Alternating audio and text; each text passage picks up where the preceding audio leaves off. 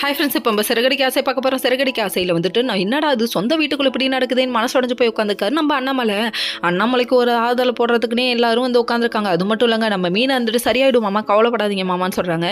எல்லாத்தையும் இருக்கா, இதெல்லாம் ஒரு பக்கம் இருக்க. திடீர்னு ஒரு கூக்குரல் என்னன்னு பார்க்குறீங்களா? அரோகரா அரோகரான்னு என்ன அரோகரா போட்டுக்கிட்டு வராங்க, என்னடா சத்தம் அப்படின்னு சொல்லி பார்த்தா திடீர்னு ஏதோ மந்திரம் போடுறாரு. ஜாங்கிலிங்கிறாரு, சங்கிலிங்கிறாரு, பொங்குலிங்கிறாரு. என்னடா அது ஒன்றும் புரியலையே அப்படிங்கிற மாதிரி இருக்குது. யாருன்னு பார்த்தா நம்ம முத்து நெத்தியில் பட்ட கையில் ஒரு பழம். என்னடா அது பழம் அப்படின்னு சொல்லி கேட்டால், நான் வந்து ஒரு நல்ல சமையாரை பார்த்தேன், வீட்டில் வந்துட்டு ஏதோ ஒரு தீய சக்தி இருக்கான், யார் எடுத்திருக்காங்களோ அவங்க இப்படி போயிட்டோம் அப்படின்னு கோணிக்கிட்டு காமிக்கிறாரு. அடப்பாவி மனுஷன், இந்த அளவுக்காயா பண்ணுவேன் அப்படின்னு சொல்லிட்டாங்க. இதுக்கு ஒத்து ஊதுறாங்க யாருன்னு பார்க்குறீங்களா? நம்ம மீனா, நம்ம அண்ணாமலையும் இதை புரிஞ்சுக்கிட்டு இவங்களுக்கு ஹெல்ப் பண்ணுறாங்க. ஏன்னா யார் எடுத்ததுன்னு கண்டுபிடிக்கணும்ல, அந்த ஒரு விஷயத்துக்காக. ஸ்ருதி நம்பாதவங்களையும் நம்ப வச்சிட்டாங்கன்னா பார்த்துக்கோங்க.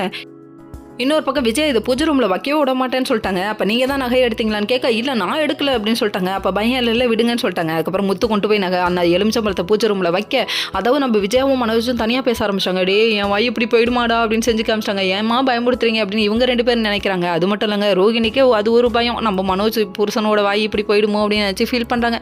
ஃபீல் பண்ணாதீங்க, உண்மையை ஒத்துக்கிட்டா நல்லது அப்படிங்கிற மாதிரி இருக்குது. அதுக்கப்புறம் நம்ம ஸ்ருதி இருந்துட்டு போயிட்டு கிச்சனில் நின்று யாருக்கிட்ட கேட்குறாங்கன்னு பார்க்குறீங்களா? நம்ம மீனாட்ட விஷயத்தை கேட்க தனியாக ரூமில் கூப்பிட்டு வச்சு கேட்கும் போது அப்போ தான் விஷயத்த சொல்கிறாங்க, இது உண்மை கிடையாது, போய் ஆனால் யார் உண்மையாக எடுத்தாங்களோ அவங்க ஒத்துக்கணுங்கிறதுக்காக இந்த பிளான் அப்படின்னு சொல்லிட்டாங்க. சூப்பர் பிளான் அப்படின்னு சொல்லிட்டு ஸ்ருதி சொல்கிறாங்க. ரவி ஒரு பக்கம் யாரும் எடுக்கலைன்னா என்ன பண்ணுவீங்க, எடுக்கலைன்னா பிரச்சனை இல்லை, பார்த்துக்கலாம், இதுக்கப்புறம் உண்மை வெளியே வரும்ல அப்படிங்கிற மாதிரி சொல்லிட்டாங்க.